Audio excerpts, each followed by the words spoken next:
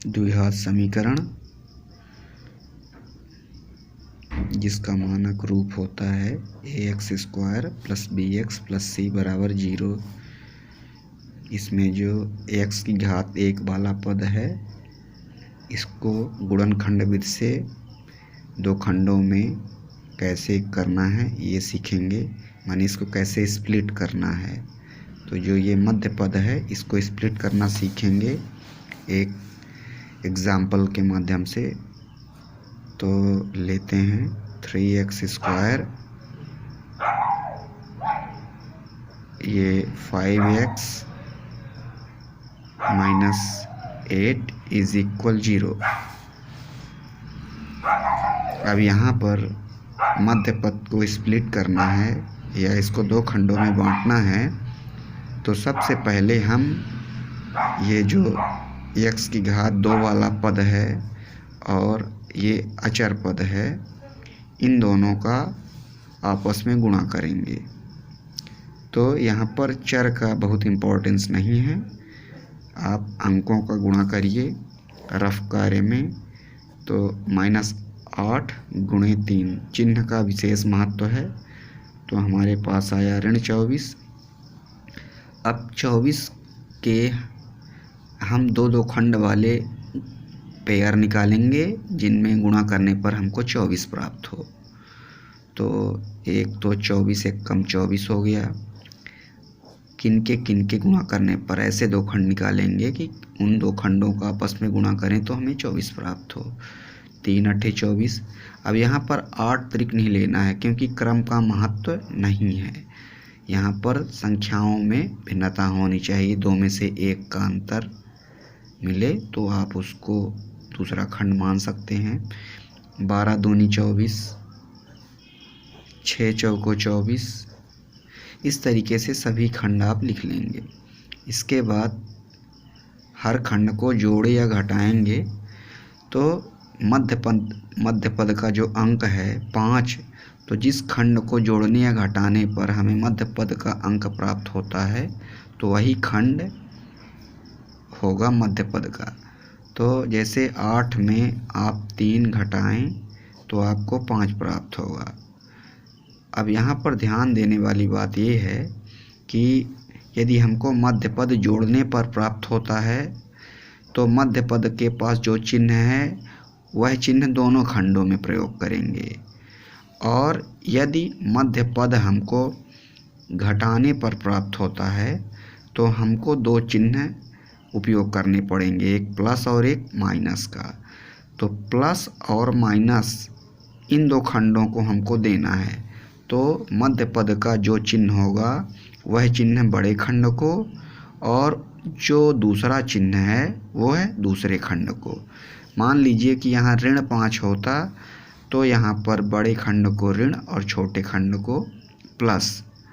तो ये हमारा, अब ऐसा भी आप समझ लीजिए कि प्लस माइनस में घटाना होता है और बड़ी संख्या का चिन्ह।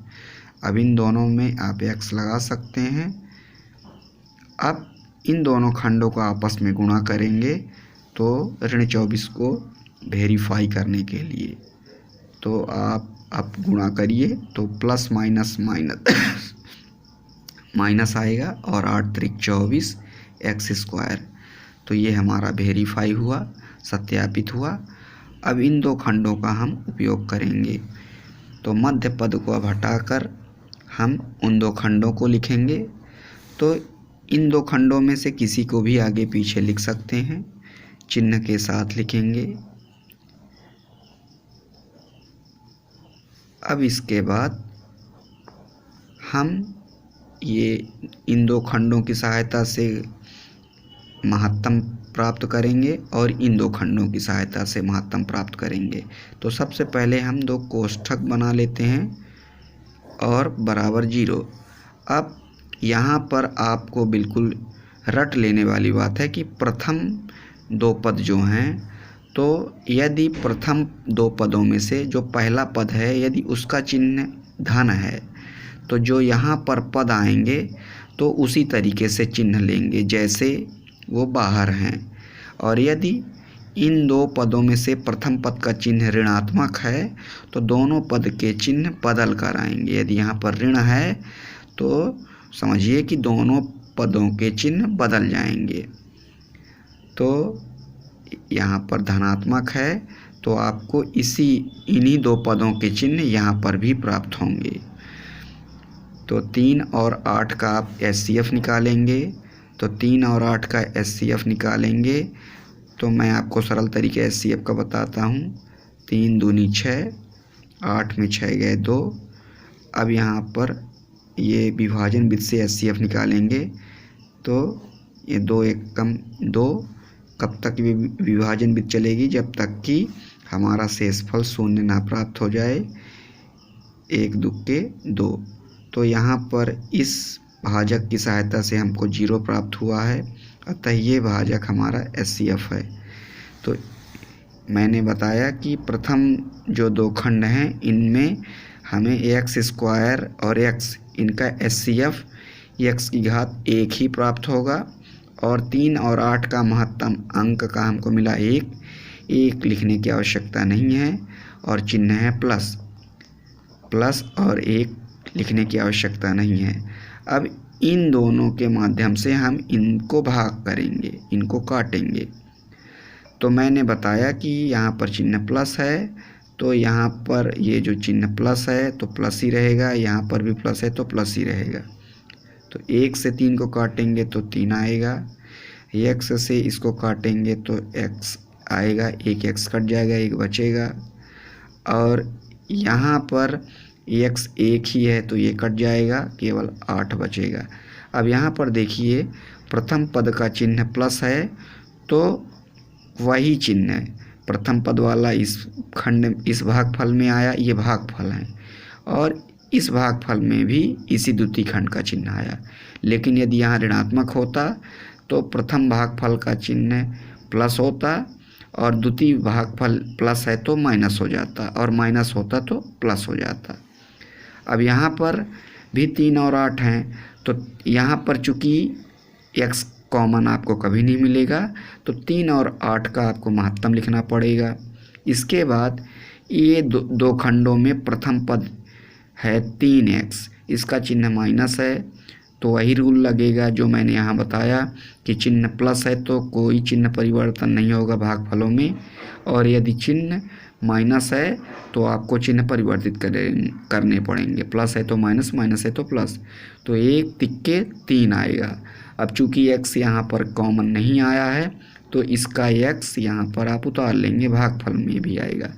अब मैंने बताया कि यहाँ पर चूँकि प्रथम पद का चिन्ह माइनस है तो ये चिन्ह बदलेगा, माने ये इसका भागफल ये माइनस में है तो इसका भागफल प्लस में आएगा।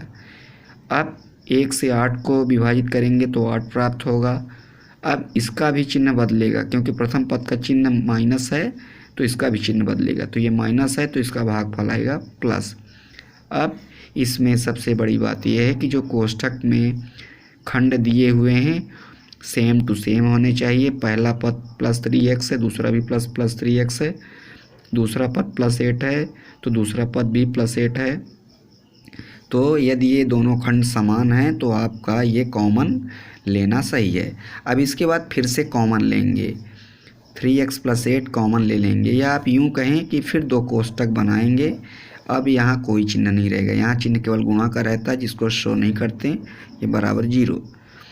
तो आप ऐसा या रटने की भाषा में समझ लीजिए कि 3x + 8 दोनों समान हैं तो एक में 3x + 8 लिख लेंगे। बाकी जो ये बाहर है इसके बाहर +1x है, +1 नहीं लिखेंगे, केवल x लिखेंगे, और इसके बाहर है ऋण 1, ये लिख देंगे। या दूसरे शब्दों में समझें कि 3x + 8 कॉमन लिए तो यहाँ से 3x + 8 कट गया, x बचा, और इसमें से भी कटा, ऋण 1 बचा।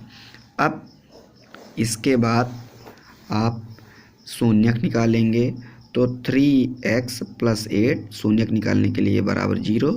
अब जो ये प्लस माइनस में संख्याएं इनका पक्षांतरण करेंगे, तो पक्षांतरण जब करेंगे तो चिन्ह बदल जाते हैं, बीच में बराबर हो तो चूँकि 8 इससे नहीं जुड़ेगा क्योंकि यह अचर पद है, ये चर पद है, तो ये दूसरे पक्ष में जाएगा, तो ये बराबर के दूसरे तरफ जा रहा है यानी दाएं तरफ जा रहा है, यानी दाएं से बाएं, बाएं से दाएं जाने पर प्लस माइनस बदल जाते हैं, प्लस हो तो माइनस, माइनस हो तो प्लस। तो ये -8 हुआ और x के पास जो गुणा में संख्या है तो उसका तिर्यक का गुणा हो जाएगा। ये जिसका मान निकालना है उसके पास 1 के अलावा कोई संख्या नहीं रहनी चाहिए और चिन्ह प्लस। तो जब 3 को हटाएंगे तभी x अकेले होगा। तो ये चूँकि गुणा में है और अंश में है तो ये दूसरे पक्ष के हर में जाएगा। तो ऋण 8/3 x की एक वैल्यू हमको मिल गई, दूसरी वैल्यू इससे मिलेगी। तो x ऋण 1 बराबर 0। अब ऋण 1 का दूसरी तरफ पक्षांतरण किए तो मैंने जैसे बताया कि पक्ष की अदला बदली करने पर चिन्ह परिवर्तन होता है, प्लस रहेगा तो माइनस, माइनस रहेगा तो प्लस। तो ये उधर गया तो +1 हो जाएगा। प्लस शो नहीं किया जाता, खाली आप 1 लिख देंगे। अब चूँकि इसके पास प्लस है और 1 है तो चूँकि जिसका मान निकालना है वह अंश में होता है, अकेले उसके पास एक चिन्ह प्लस होता है और अंक होता है 1। तो इसलिए यहाँ पर आपको अब कोई चीज़ बटा में करने की ज़रूरत नहीं है। बटा में 1 करेंगे तो उसकी वैल्यू फिर वापस 1 मिलेगी। तो इस तरीके से दोस्तों हमको x के 2 मान मिल गए, एक मिला ऋण 8/3 और दूसरा मिला x बराबर 1। चूँकि अधिकतम घात 2 है इसलिए अधिकतम मान 2 होंगे।